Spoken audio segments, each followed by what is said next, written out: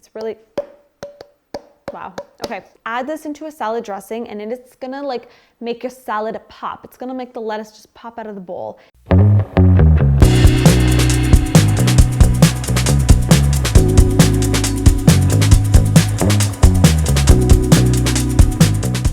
Hey Health Nuts, welcome back to my channel. We are talking kind of like a haul. It's kind of like one of my, I call it my list series. I've done these before where I list out a bunch of products under a certain theme. And today we are talking, or I am talking about 10 underrated healthy products that I think you need to try if you haven't yet already. If you are a foodie, a health nut like me, you might be like, yeah, duh, I know what those are. But maybe you don't. Maybe they're new items. Maybe you have forgotten about them. But I'm here to reintroduce them into your life because I'm pretty sure, yes, I'm like absolutely sure I use these products like every week, if not every other week. They are staples and I think they are underutilized in the cooking realm. So I'm gonna go through them. I got 10, I could have made like 20. So if you like this video and you wanna see more, leave me a comment down below. Also don't forget to subscribe. I have tons of videos every week. I post on Wednesdays and Fridays. I got vlogs, I got grocery hauls, what I eat in a day, mommy content, lifestyle content, all that good stuff. So let's hop right in. Damn, that was good. Okay, we good? Oh, I totally forgot of one thing. 1 second. Silly me. Yeah, okay, now we have 10.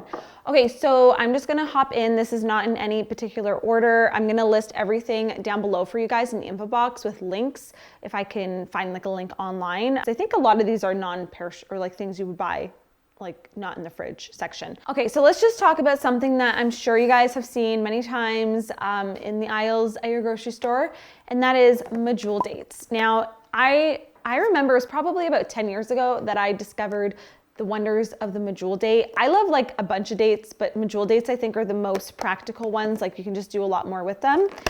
And they kind of look like, it's funny because I discovered these when we were living in Australia. And if you don't know, cockroaches, I know, why are we talking about cockroaches in food? I don't know, but cockroaches are like, they're everywhere where we were. Like it's actually quite a problem. Just like there's flies here, like they have cockroaches a lot. Where we were living anyways, and sometimes you would see a date somewhere and for a quick second think it was a cockroach and kind of freak out. But anyways, side note, but they're really, really useful for things like making a healthy caramel sauce. You can bake with them. My chewy trail mix granola bars in my cookbook have medjool dates.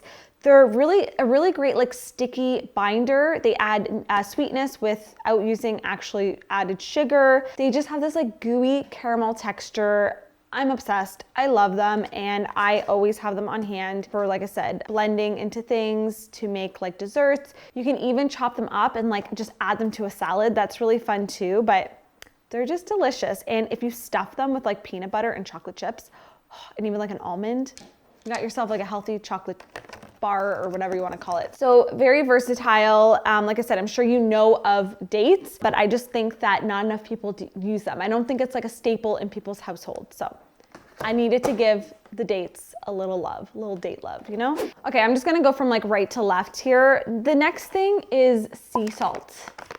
Now, I got a couple of different kinds here. When it comes to salt, I feel like it's just like kind of like the sugar thing. There are different kinds of sugar. There are different kinds of salt.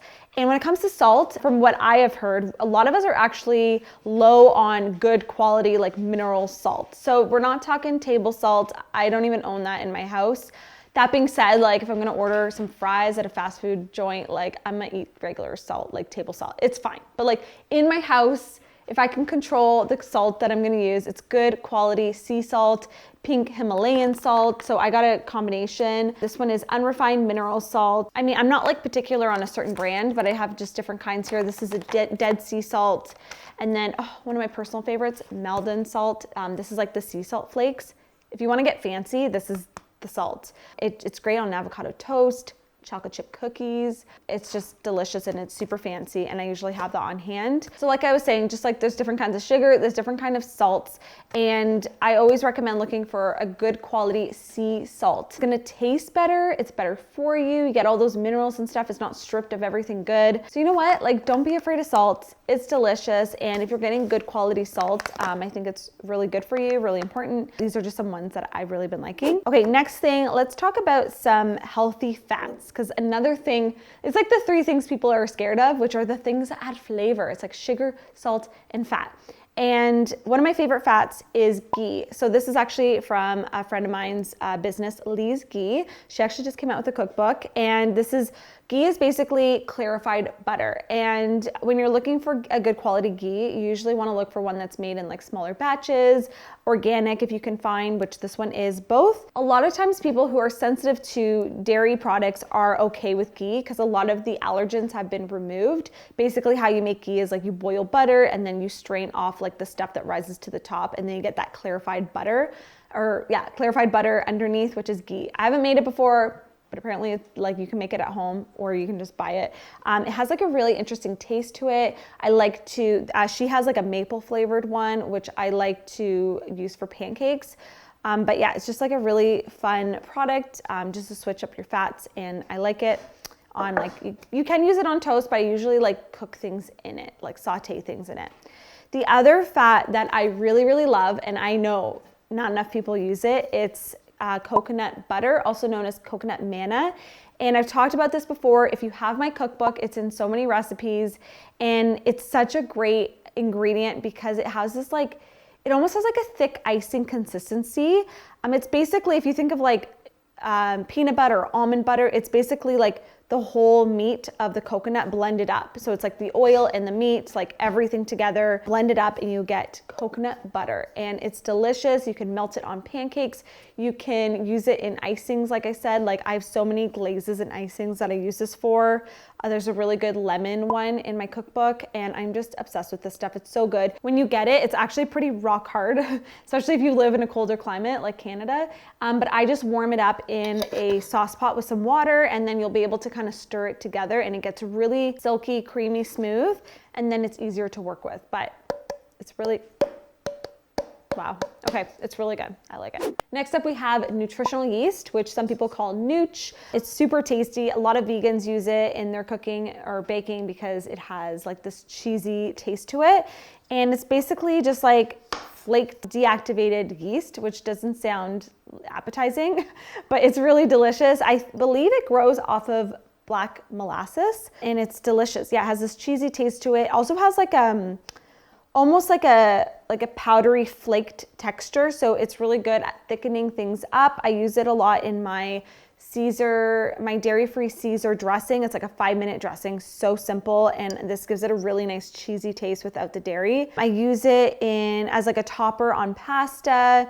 There's so many things to use this for, and I love the texture. And oh, popcorn. Popcorn is really good too. I have some good popcorn seasonings in my cookbook that I like to use this in. So it's really versatile. You can look it up and find a ton of recipes to use it. And it's pretty affordable. You can find it like almost everywhere now. You can definitely find it online. So I'll have a link down below. And yeah, if you haven't used this yet, it's really fun. It's something that you will actually use in your kitchen if you just look up a couple recipes.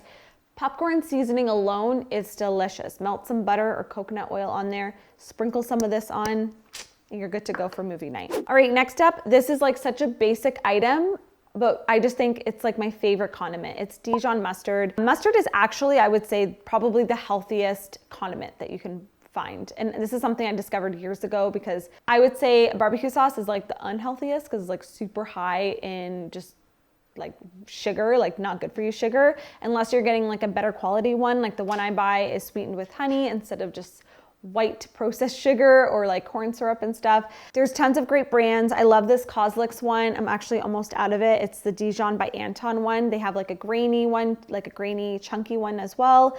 And why I love Dijon mustard is because it's just like a healthier condiment. It will add a lot of flavor to your food, but you can do a lot with it. Like, of course, you can put it on a burger in the summertime. That sounds delicious, but I use it a lot for dressings. Add this into a salad dressing, and it's gonna like make your salad pop. It's gonna make the lettuce just pop out of the bowl. It's amazing. I love it. Mix that with some vinegar and olive oil and even a little garlic if you want, salt and pepper, and you have like a delicious homemade salad dressing. It's so good. I'm trying to think what else. Oh, like on the side for chicken or any kind of meat. This is delicious, like sausages. I love this. I'm trying to think what else I use it for. a lot, clearly, because we're like almost out of it. Another one I really love is Tahini, specifically this brand. Some Tahini can be a bit bitter, and Tahini is ground up sesame seeds. So just like almond butter, peanut butter, coconut butter, Tahini is ground up sesame seeds, and it has the most like delicious, even though it's a seed, it has this really unique nutty flavor, and I love it. This brand is so creamy. It's not bitter. If you've tried one that's bitter before, try a different brand. And I use it a lot in salad dressings. It's in my dairy-free Caesar dressing. I use it in, you can use it in like chocolate chip cookies. You can make tahini cookies with it. You can make tahini brownies. Like, it's great in baking. Like, the list goes on forever. You can drizzle it on like homemade falafels. Tahini is actually like the star ingredient in homemade hummus, or like any hummus, but if you're making it homemade, you'll definitely need tahini. So I'm almost out. I usually will buy like a couple of these at one time because they're so good. And this brand with the orange lid is the one you want to get. I usually find it, I think, at Walmart. It's really good. A couple more items. We have apple cider vinegar. Love this stuff. It's so good for you because it's a fermented food. If you are getting like actually good quality fermented apple cider vinegar, you'll see some like, it kind of looks gross. You're like, what is at the bottom of it? That part's called the mother, and that's like what gives it that fermenting taste and like the probiotics. So good for you. People use it as a digestive aid. It's really great in salad dressings. I make homemade butternut milk with it. You can add it just to like a non-dairy milk, and it will kind of make it curdle like a buttermilk, and it's great for baking. What else? You can make apple cider vinegar shots with it. You can, I'm trying to think if there's anything else. Like, yeah, salad dressings is mainly what I use this for, or in baking to make the buttermilk. So it's really good. I like this brand, and it just lasts forever in the fridge. Or you can have it outside the fridge, but it'll ferment faster. So it's delish. And then last but not least, we have capers. Oh, they're so good. I really like this brand in particular. They're just organic. I find they're like a really big whole caper. Some of them are just like scrawny and like not as flavorful. Now, if you're someone who likes things that are briny, if you like pickles, if you like olives, you'll probably like a caper. It's so flavorful. You can put it in like a pasta salad. You can put it on a bagel with cream cheese, smoked salmon, a little sliced thin onion, some capers. That's delicious. They're very salty, very briny, and I don't just use the capers itself, but I use the brine juice as well in things. It is also, there's a theme here. It is also the main star in my dairy-free Caesar dressing. If you guys can't tell already, it's like one of my favorite salad dressings. So I'll link that down below. It's delicious. And I actually chop this up, and it gives it a kind of an anchovy like taste without the fish, because that's what's in traditional Caesar dressing. I think what else I use this for, but you can blend it up into stuff, or you can just pop it straight. The other day I just popped a few, didn't even mince them up. I put them in a salad, and it just gave it like this really delicious pop of flavor. So really like these. Definitely try them out if you haven't, and they last a long time in the fridge. I hear Sage is up, but we're gonna see if she'll go back to sleep. Okay, so I totally forgot about avocado oil. I love this guy. It's such a great oil to use. I know everyone's so used to olive oil, but avocado oil, it has a high smoke point. I use it for roasting. It also has a neutral taste, so I even use it for baking in replace of melted coconut oil if I'm lazy and I don't want to melt some. This is great. It's just like a great all-purpose oil. I love it, and we get ours at Costco in this huge size. All right, there you have it, my 10 super underrated healthy foods. Or maybe you think like you eat these all the time, you don't think they're underrated. I would love to know, leave me a comment down below, one of your most favorite healthy items that you feel like doesn't get enough love. I would love to know what that is so I can eat it if I'm not eating it already. And if you guys like these kind of list style videos, I have a whole playlist linked down below. I have my 10 foods I always buy organic, my 10 foods I never buy organic. I have 10 foods I buy and eat every week, all of those things. I'll link them down below in a playlist. Thank you so much for watching. Don't forget to subscribe. Go grocery shopping. Let me know what you think of these, and I'm gonna go get my daughter because she's up from her nap. Okay, bye guys.